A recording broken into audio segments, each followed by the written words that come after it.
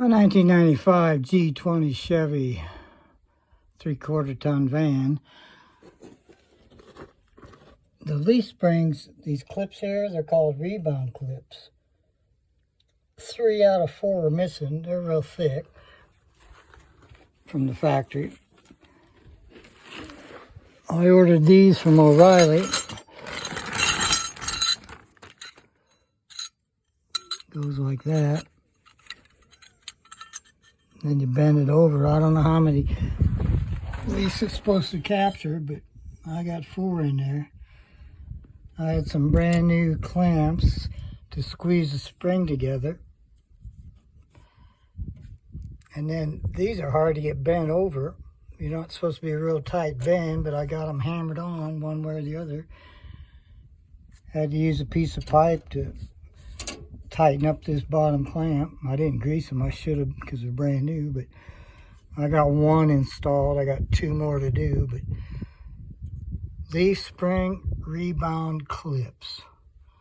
Got 1 installed. Now this will be the moment of truth. And I had my big channel locks to get that bend started, and I got it. It wasn't easy. Got 1.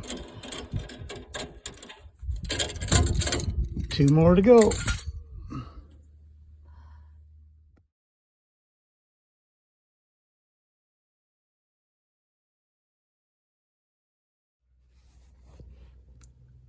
You can see why you need the Rebound clips. I just got this running. I drove around the block twice.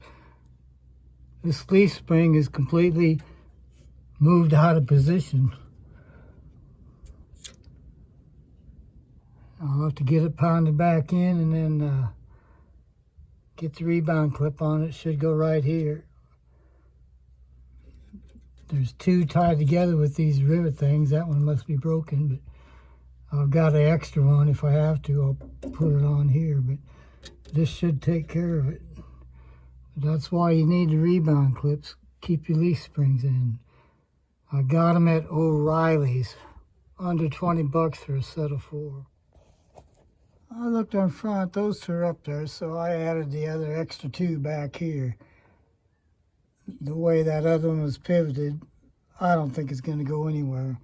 I did both sides just like this, and I staggered them, 1 up, 1 down. So however it bounces, I think it's going to work.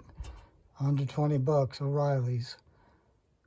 1995 Chevy G20 3/4 ton leaf spring Rebound clips installed.